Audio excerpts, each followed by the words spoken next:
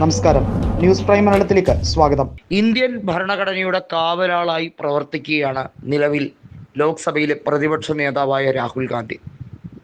Supreme കോടതിയാണ് custodian of the constitution എന്നുള്ളത് നമുക്കറിയാം.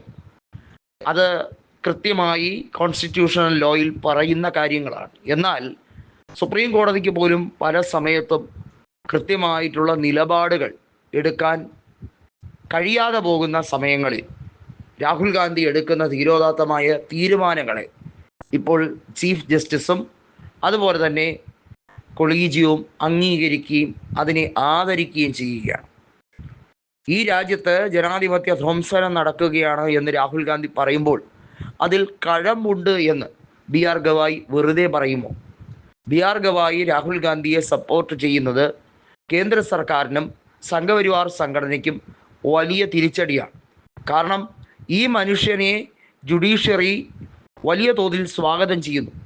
ഈ മനുഷ്യൻ്റെ പോരാട്ടങ്ങൾക്ക് കാമ്പുണ്ട്, അഥവാ അർത്ഥവത്തായ കാര്യങ്ങൾക്ക് വേണ്ടി മാത്രമാണ് ഈ വ്യക്തി പോരാട്ടം നടത്തുന്നത്. അത് ഈ രാജ്യത്തിന് വേണ്ടിയാണ്, അതല്ലാതെ കോൺഗ്രസ് എന്ന പ്രസ്ഥാനം വളർത്തിയെടുക്കാൻ വേണ്ടിയുള്ള ത്വര കൊണ്ട് മാത്രമല്ല എന്ന് ബോധ്യപ്പെടുന്നു.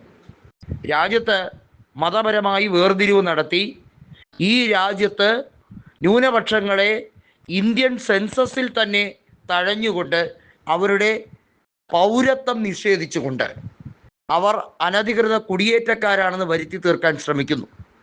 ഇത് 3-4 സംസ്ഥാനങ്ങളിൽ മാത്രമല്ല, പല സംസ്ഥാനങ്ങളിലും വ്യാപിക്കത്തക്ക രീതിയിലാണ് നീക്കങ്ങൾ തുടങ്ങിയത്. നമുക്കറിയാം, യോഗി ആദിത്യനാഥ് ഭരിക്കുന്ന ഉത്തർപ്രദേശിൽ പോലും മുസ്ലിങ്ങൾ ഭീതിയിലാണ് കഴിയുന്നത്. അവരെ വലിയ തോതിൽ നരവേട്ട നടത്തുകയാണോ എന്ന് തോന്നിപ്പോകുന്ന രീതിയിലാണ് സർക്കാർ സംവിധാനങ്ങൾ, സർക്കാരിൻ്റെ ആഭ്യന്തര വകുപ്പ് കൃത്യമായി അവരെ ടാർഗറ്റ് ചെയ്തിരിക്കുന്നത്. അവരിൽ പലരെയും അക്രമകാരികളായും കലാപകാരികളായും ഗുണ്ടാ സംഘങ്ങളുടെ നേതാക്കളായും ഒക്കെ ചിത്രീകരിച്ച് വ്യാജ പ്രചരണം നടത്തുന്നു. അസാമിലും അതുപോലെ തന്നെ ഒരു പരിധിവരെ ബീഹാറിലും ഇതൊക്കെ തന്നെയാണ് നടക്കുന്നത്. ബംഗാളിൽ ഇത് നടക്കുന്നില്ല. കാരണം ബംഗാളിൽ ബീഹാർ പോലെയല്ല, അതല്ലെങ്കിൽ യു പിയോ അസാമോ പോലെയല്ല. ബംഗാളിൽ ഭരിക്കുന്നത് മമതാ ബാനർജിയാണ്. അതുകൊണ്ട് മുസ്ലിങ്ങൾക്കെതിരെയോ അതല്ലെങ്കിൽ മതം പറഞ്ഞുകൊണ്ട് ചൂഷണം നടത്താനോ സംഘപരിവാർ ശക്തികൾക്കോ കഴിയില്ല. അവിടെ ആകെ ചെയ്യുന്നത് ഭരണ അസ്തിത്വം ഉണ്ടാക്കിയെടുക്കാൻ CV ആനന്ദബോസിനെ പോലെ BJPയുടെ ഏറാമൂളികളെ പറഞ്ഞു വിടുന്നു എന്നത് മാത്രമാണ്. അതൊന്നും പക്ഷേ വില പോകുന്നില്ല മമതയുടെ അടുത്ത്. മമതയുടെ മുമ്പിൽ ധൻഖറും ഒരുപാട് രാഷ്ട്രീയ കളികളൊക്കെ കളിച്ച് നോക്കിയതാണ്, നടക്കുന്നില്ല, അങ്ങോട്ട് യേശുന്നില്ല എന്നുള്ളതാണ് യാഥാർത്ഥ്യം.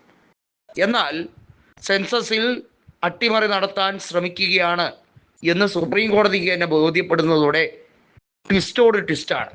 അതായത് ബി ആർ ഗവായി പ്രതിപക്ഷ നേതാവിൻ്റെ വാക്കുകൾ കടമെടുത്തുകൊണ്ട് തന്നെ സംസാരിക്കുന്നു. ഈ രാജ്യത്തെ ഭരണ സംവിധാനം, ഭരണഘടന അപകടത്തിൽ, ഈ രാജ്യത്ത് സെൻസസ് നേരായ വണ്ണമല്ല നടക്കുന്നത് എന്ന ഹർജികൾ നിലവിൽ ചീഫ് ജസ്റ്റിസിൻ്റെ ചേംബറിലേക്ക് എത്തുമ്പോൾ അത് പൊതു താൽപ്പര്യ ഹർജിയാണ്. വിവിധ സന്നദ്ധ സംഘടനകൾ കൊടുക്കുന്ന ഹർജികളുണ്ട്. ഇതെല്ലാം വലിയ തോതിൽ ചർച്ചാ വിഷയമായി മാറുകയാണ്.